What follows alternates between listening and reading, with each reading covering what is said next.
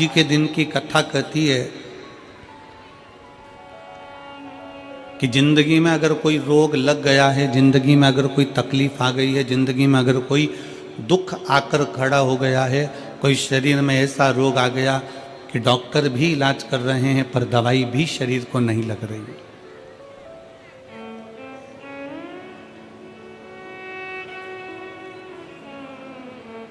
तो आज की कथा कहती है कि पानी को वाणी से अमृत बनाओ। क्या करना है? जम के बोलो जरा। पानी को वाणी से अमृत बनाओ। अब पानी को वाणी से अमृत कैसे बनाओगे?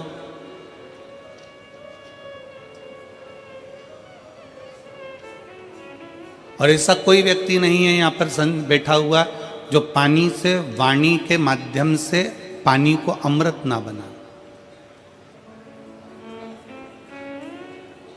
आज आदरा की कथा कहती है,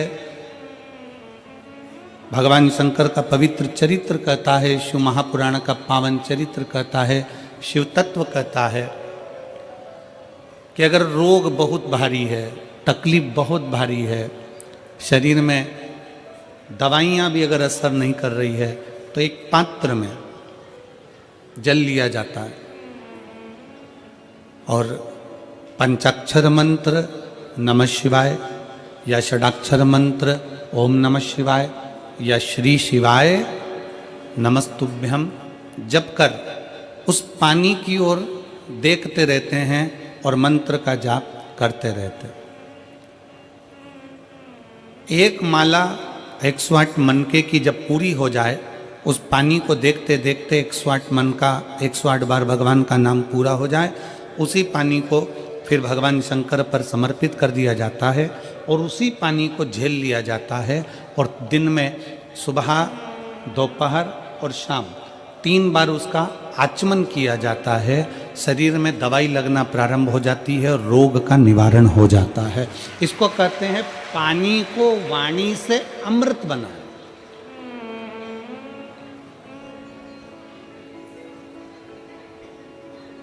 इसको पानी से वाणी को एक पत्र है।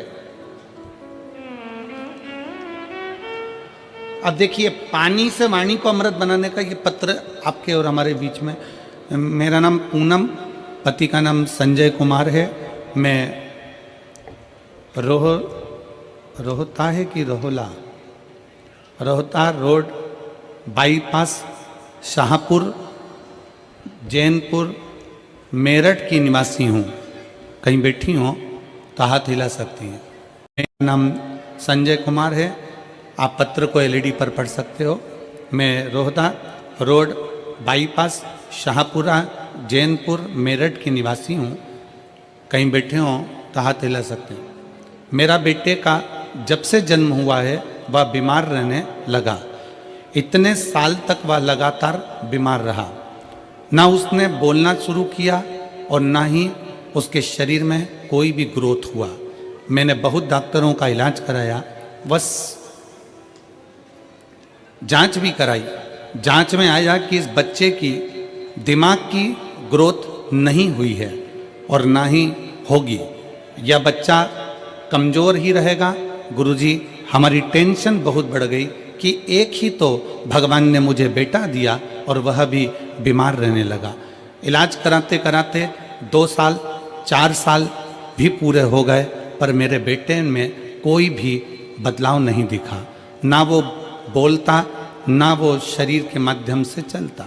डॉक्टर को बताते, सभी जगह हम लेकर जाते। फिर गुरुजी, एक आंटी ने हमें बताया कि तुम इतना इलाज करा रही हो, एक बार मेरे कहने से शिवजी पर जल चढ़ाओ और जल अपने बेटे को पिलाओ। आस्था चैनल पर कथा आती है, सियोरवाला महाराज प्रदीप मिश्रा कथा करता, उसे सुनो, जो उपाय बताए उसको करने का प्रयास करो, विश्वास को मजबूत बना लेना। बस इतना याद रखो कि अपने भरोसे को, विश्वास को पूर्ण करो। शिवजी पर जल चढ़ाना शुरू किया। शंकर पर जल चढ़ाना, पानी को वाणी से अमृत बनाइए।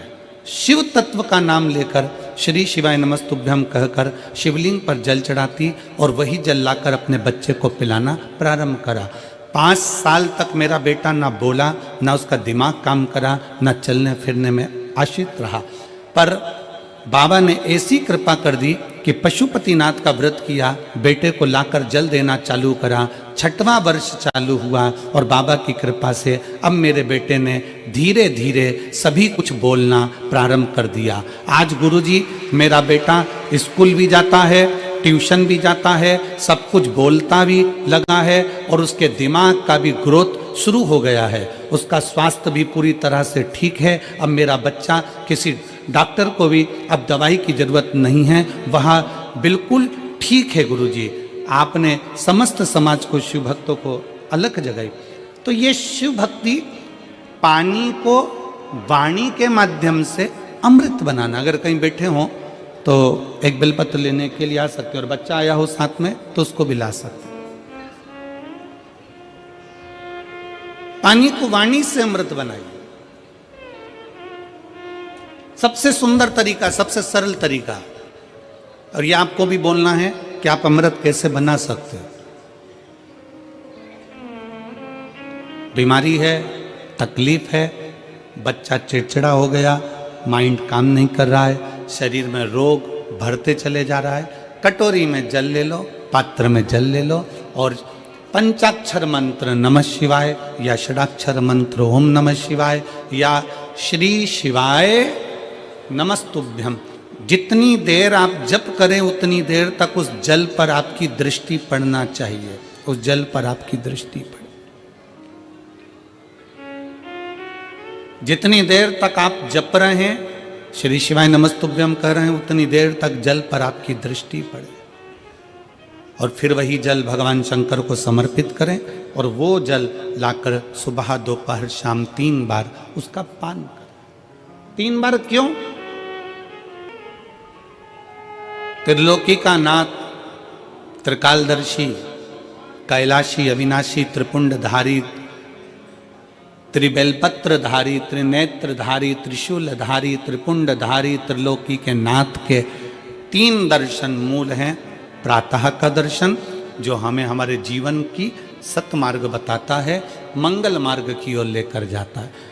दोपहर का दर्शन हमारे जीवन में हमें उलझनों से बाहर निकाल देता है और शाम का दर्शन हमें चैन की नींद सोना सिखा देता है और आनंद में रहना सिखा देता है। वो त्रिपुंडधारी को 3 दर्शन।